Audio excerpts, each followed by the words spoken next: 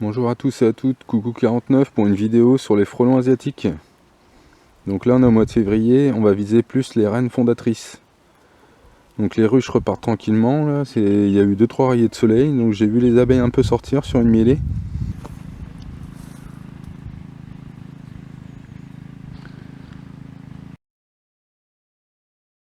Donc va falloir sortir les pièges. Donc pour les fondatrices qui vont préparer leur première colonie, plutôt sous les abris, sous les charpentes. Et en fait c'est là qu'il faut essayer de choper le maximum, comme ça ce sera des colonies en moins pour le printemps. Donc étant débutant en apiculture, moi j'ai essayé plusieurs sortes de pièges. Donc acheté au grossiste en apiculture. Donc premier piège à gauche.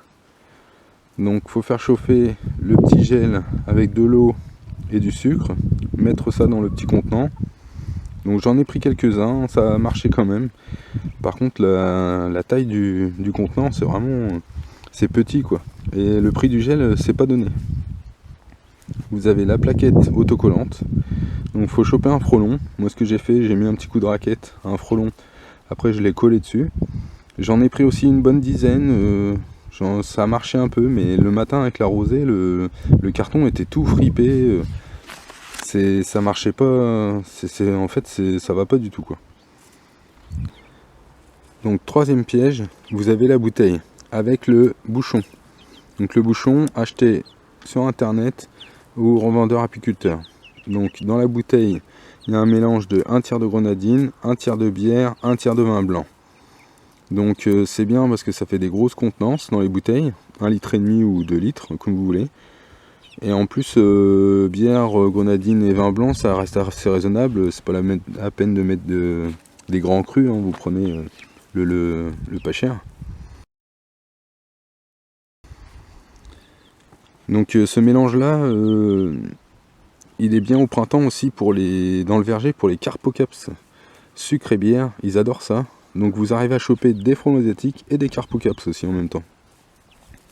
Et il existe aussi, que j'ai toujours pas essayé, que je vais essayer à l'été, des caisses pièges.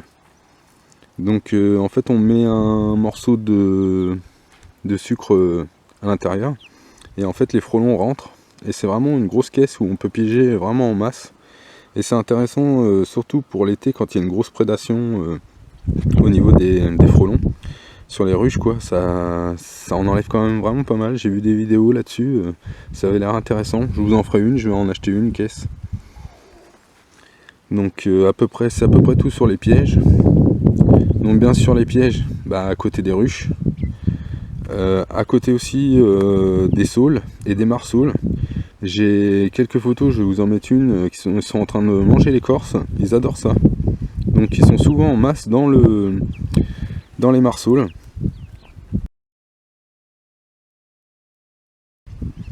Et en fait, faut en mettre un petit peu partout sur votre terrain, vraiment disséminer un petit peu partout.